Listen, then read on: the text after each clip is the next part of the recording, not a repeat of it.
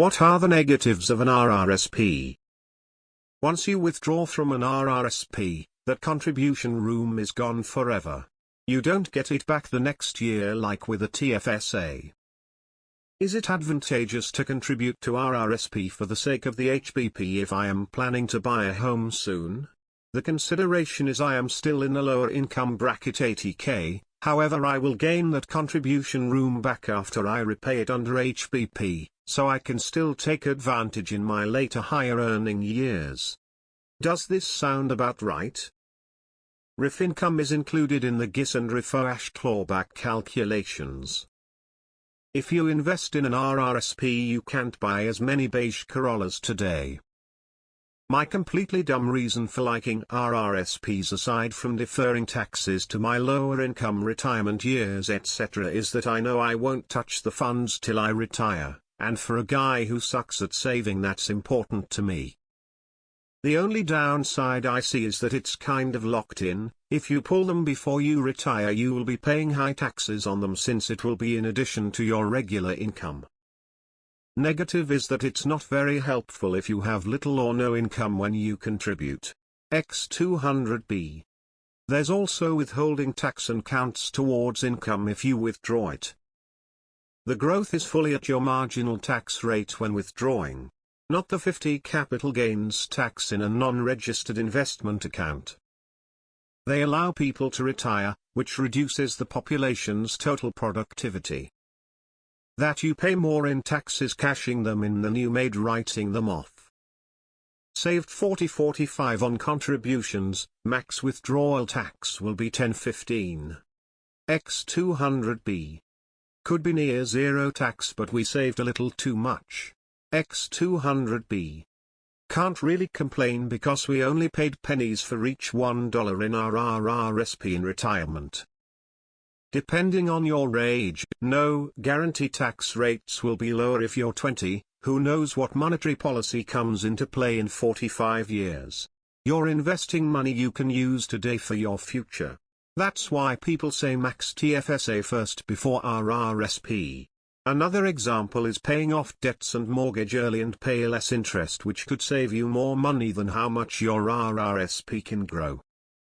One risk is the federal government changes the dynamics by the time you retire. And for younger folks, that risk will be much greater. It's somewhat likely considering their current trajectory, they'll want to give more of your money to someone else in some form of redistribution. Today, you are taxed at standard income levels. In 10 or 20 years, who knows? You'll likely be withdrawing central bank digital currency with rules on how you spend it, or other forms of restriction taxation that will piss you off. Negative is that if you need it desperately you're going to pay a lot to withdraw it. Wouldn't it be possible to pull out all your RRSP in the last year before they start calculating your OPOASP, pay the taxes for that year and then use the RRSP and OP money to live on? RRSP is taxed at withdrawal. TFSA is after-tax money, so you've already paid tax on it. That can be a negative to RRSP depending on how your income goes. Also note that oftentimes employer-matched RRSP are locked in, you can't withdraw money unless your employer allows. When you die, the entire amount will be sold and be treated as income to your estate. Huge tax bill for your kids. TFSA is foolproof tax-free. But RRSP tax advantage versus taxable accounts only works if the tax refund is invested, or at the very least not blown on something useless. A lot of people forget or don't know this. Tax rate on withdrawal is less than when it was deposited. If you contribute now, and need the money later, your tax probably higher, so better to wait until your tax is lower retired. The vast majority of people pay the full tax amount on it and get zero to less benefit from it. If you have too much. 1. Your mandatory RIF withdrawal may mean you're in a higher tax bracket than your lifestyle. 2. Between you and your spouse, any remaining RRSP RIF after the last one of you passes is taxed at the full marginal rate as full income before it gets passed to the heirs. However, it's still better to have too much than not enough. You coulda used that money to buy pizza. I'm a dual citizen and have been advised that TFSA accounts are heavily taxed on the American side but RRSP are not, so I only contribute to the latter. It's a deferral strategy, which is good, but people need to understand what that really means. Governments might raise tax rates by the time you look to withdraw. You also have to consider what you expect the tax rates to be on retirement. If you live in a high-tax province and plan to retire to a lower-tax province, you might get some savings, but who knows the future. You should also factor in a bit of, do you expect taxes to be higher or lower in the future? RRSPs are good if you don't have a pension or something like that. As soon as you have a pension, your income is going to be higher. So therefore your tax rate will be higher once you withdraw your RRSP. All your capital gain is taxed at 100 instead of 50 in any other account when you withdraw. For me, I hate the fact that it's my money, but I can't touch it without paying a huge tax fee for taking money out before retiring. I understand that I can save money elsewhere for big purchases and emergencies, but it still bugs me regardless. It's a very random pet peeve of mine. Other than that, I admit that RRSP accounts are all beneficial. Improves your taxes for the current working year, you can get RRSP match from some employers, etc. etc. I max out my TFSA and only contribute what I would owe come April to my RRSP, a couple hundred. For me, it's all about deferring. Government gets too much from me as it is, and I hate paying them more in April. Here is the negative of an RRSP. You will be forced to start withdrawing money beginning at age 71. Government sets out minimum amounts starting in the first year of withdrawal, and the minimum goes up from there in subsequent years. That money is added to whatever other income you're receiving, pensions, CPP, OASH, other, and this makes up your income for taxes purposes, so your tax bill could be quite high. If for example you don't have pension, then an RRSP makes more sense. Opportunity cost. Is it really the best place to put your money?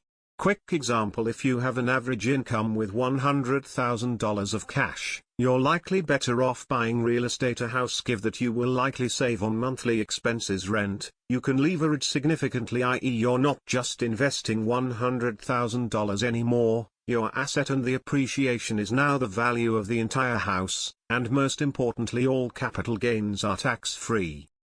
Even putting additional funds into buying rentals may be more advantageous than an RRSP. The benefit scales with your marginal tax bracket. The higher percentage of income tax you pay, the better your RRSP contributions are in terms of tax breaks. 1. You lose free access to the money until retirement. 2. If the tax rate when you retire has risen higher than the taxes when you were earning income, you do lose money. How much is too much RRSP?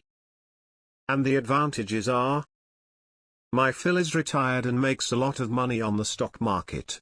He complains a lot about his RRSP RIF because it ends up costing him tax. Sure, the exact details, but I suppose it's a nice problem to have.